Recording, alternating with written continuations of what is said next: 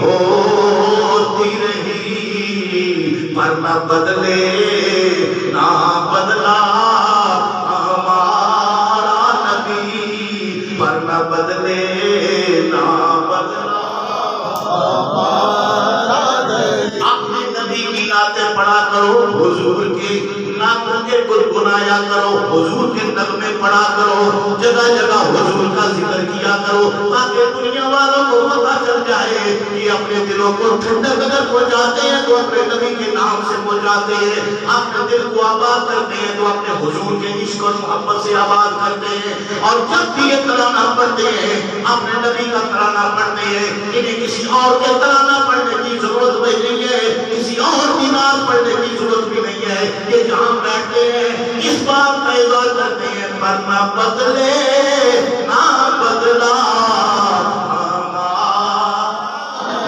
ذرا پڑھے پر نہ بدلے نہ بدلا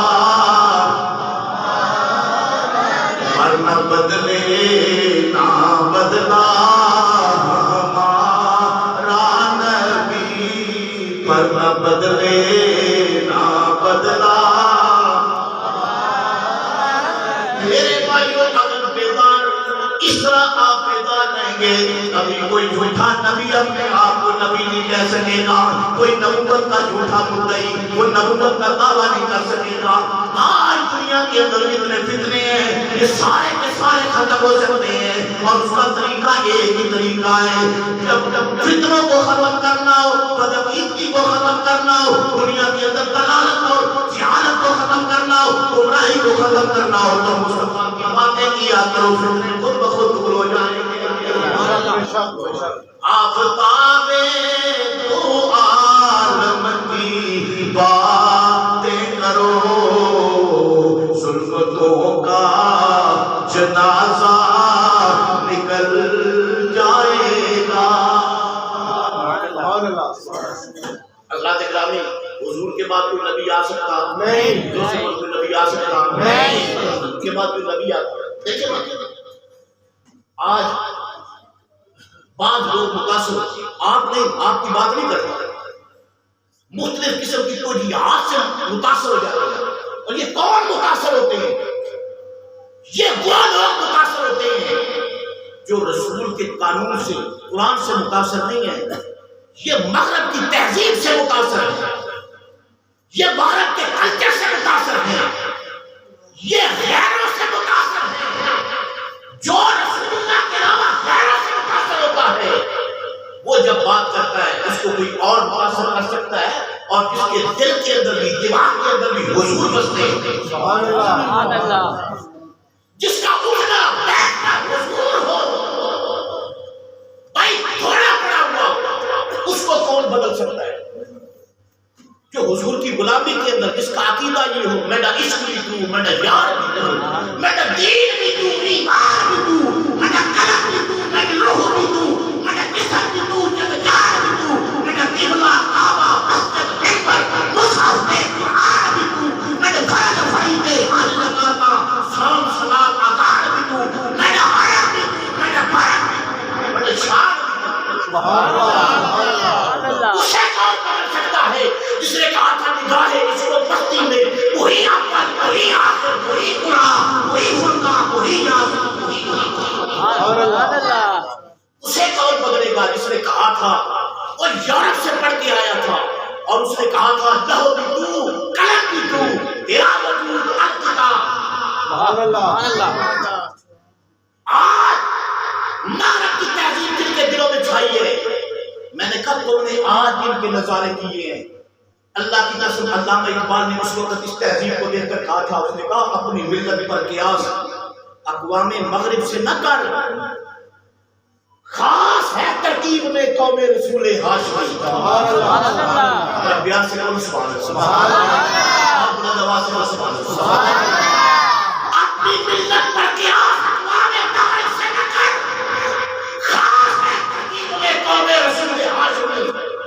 تم نے مغرب کے آئینوں سے محبت کی ہے، ان کی تہذیب کو دیکھو گے تو دہ جاؤ گے. اپنی مٹی میں چلنے کا طریقہ سیکھو، سنگے مرمر میں چلو گے تو پھسل جاؤ گے. حضرات گرامی اٹھا کے کہتا ہوں مسجد کے اندر موجود ہے۔ جو اقبال نے بات کی تھی بالکل ٹھیک کہا تھا۔ آجی صاحب لوگ اتنے بیٹھ کے گل کرتے نا یورپ کی، بھائی یورپ والے خدا کی قسم سب کچھ ہوگا ان کے پاس، لیکن ایک ایسی چیز ہے جو صرف تمہارے پاس ہے، وہ ان کے پاس نہیں ہے۔ اور یہی وجہ ہے آج وہ ذلت کے گڑھے کے اندر موجود ہے۔ دنیا کے اندر سب سے ذلیل جو قوم ہو رہی ہے وہ یورپ کی قوم ہے۔ حاجی صاحب بیٹھے، انہوں نے بیٹھے ڈاکٹر بڑے بڑے بندے جڑے یورپ گئے ہوئے، میں بھی نواں نواں جا کے میں دیکھیا پچھلے ٹائم نکلیں گے ایک ایک بی بی وہ دے ہاتھ میں چار چار کتے، دو پیچھے دو اگے، پارک میں چلے جاؤ، بڑھا بندہ 70 سال 80 سال کا، انہیں ایک کتا ایسا پڑے ایسا پڑے، اچھا وہ کتوں سے کھیلتے ہیں۔ میں پوچھا ان کو کتوں کی ضرورت کیا ہے؟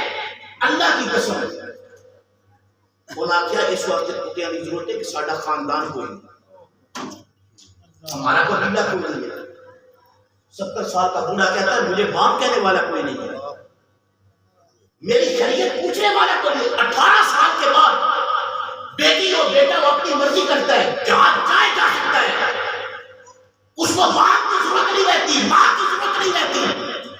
اور وہ بوڑھے باپ وہ بوڑھی ماں پھر کیا کرتی ہے؟ اس نے وقت گزارنا ہوتا ہے، وہ کتوں کے ساتھ وقت گزارتا ہے، اولاد چھوڑ دیتی ہے۔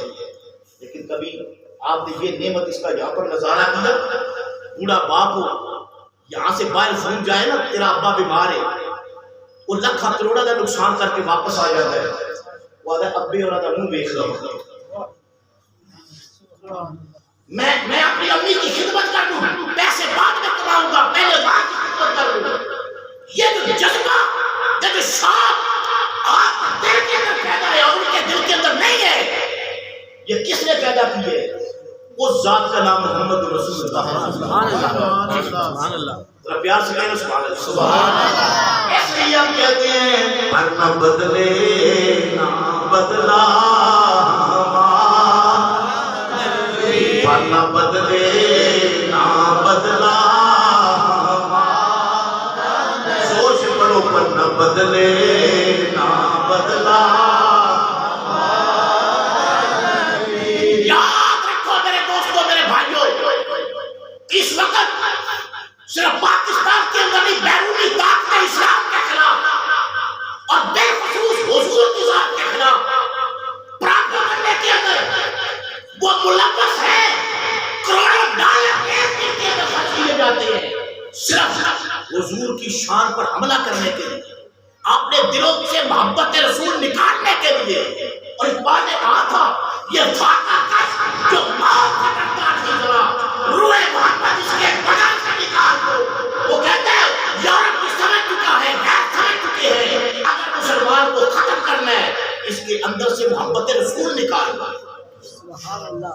اور بار بار آزمایا جاتا ہے، بار بار آزمایا جاتا ہے، لیکن حضور کے جو سچے غلام ہیں ہم کیوں بار بار حضور کا ذکر کرتے ہیں؟ میلاد آئے حضور کا ذکر، معراج آئے حضور کا ذکر، راتوں میں حضور کا ذکر، جگہ جگہ حضور کا ذکر، گھروں کے اندر حضور کا ذکر، اس لیے کہ حضور کا ذکر زندگی ہے،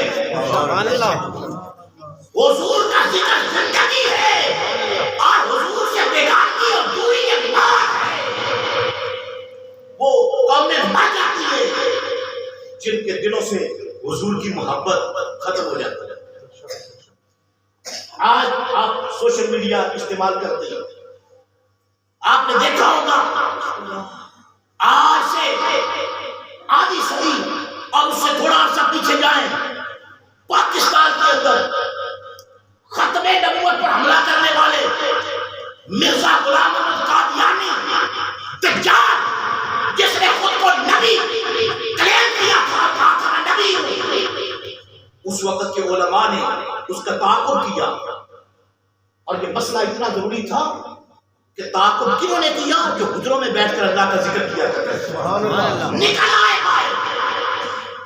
او بابا میں کہتا ہوں ذرا دیکھو غلام احمد قادیانی نے نبوت کا دعویٰ کیا.